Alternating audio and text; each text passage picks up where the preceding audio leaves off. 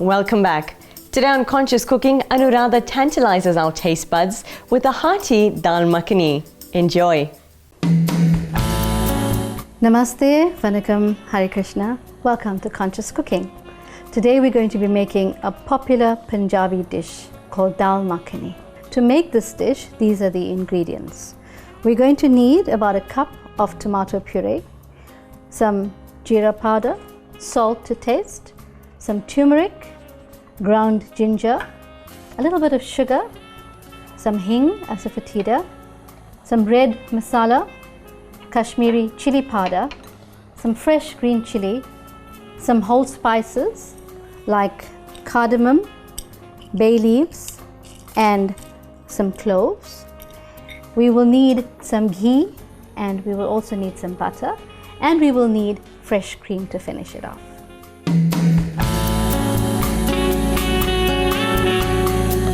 You would have noticed that we've got some steam going on this side of the kitchen, and in this pot what I have is urad dal, about 1.5 cups of urad dal, and about half a cup of red kidney bean or rajma that I have boiled over, I've actually let it sit overnight in water, and I've boiled it for about 2 hours this morning, and it's still simmering away, and this is going to be the basis for our Dhal Makhani. The dal comes from the urad and the rajma, and the makhani is going to come from the butter and cream. So to start, we're going to be putting in some ghee in our pot, maybe about 2 tablespoons of ghee, and we're going to put in about 1 tablespoon of butter. Again, this is the makhani pot. And while that's starting to sizzle, we'll start looking at the ingredients we're going to be adding with our whole spices. So we'll put in our bay leaf, our cardamom pods, and a few cloves. I also like to add in the large ilachi. I'm also going to add in just 1 slice of slivered chili. Of course, you can add in how much chili you like according to your taste.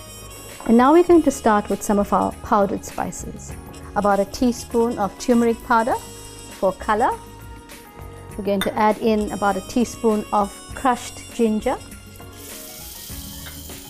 We're going to add about half a teaspoon of asafoetida, which is quite important when we're cooking beans and pulses. I'm also going to add about 1 teaspoon of mixed masala and about 1 teaspoon of Kashmiri chili powder. And let's give all that a good stir.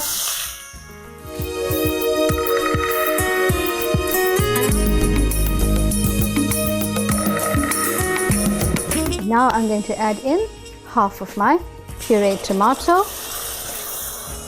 Just mix it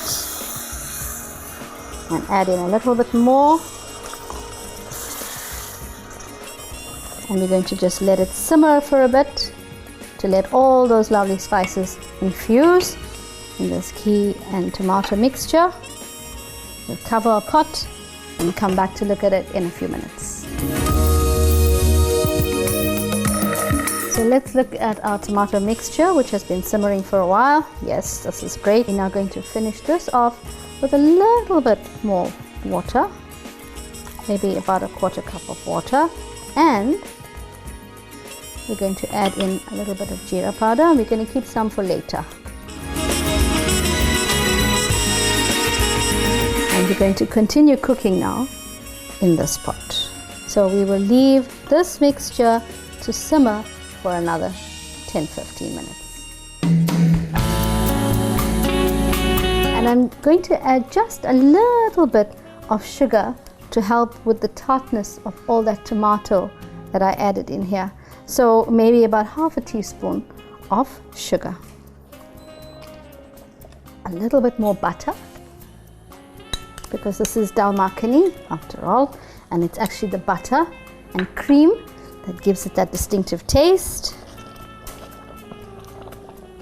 We're going to add the rest of our jeera powder. At this stage, if you want to add some garam masala, you can.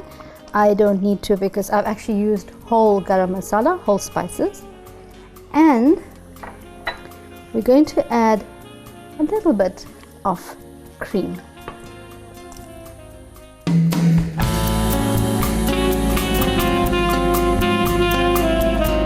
Our dish, Dhal Makhani, is ready. We are going to finish it off by plating it and adding 1 or 2 more ingredients. And all the lovely spices have infused. It's a gorgeous color. And with all that spicing, there's an amazing aroma wafting through. Going to add a little bit more butter. Get that in there. Going to add some cream. And we're going to finish it off with a little sprinkling of dried methi leaves called kasuri methi. And there you have it, creamy, spicy Dhal Makhani to enjoy with friends and family.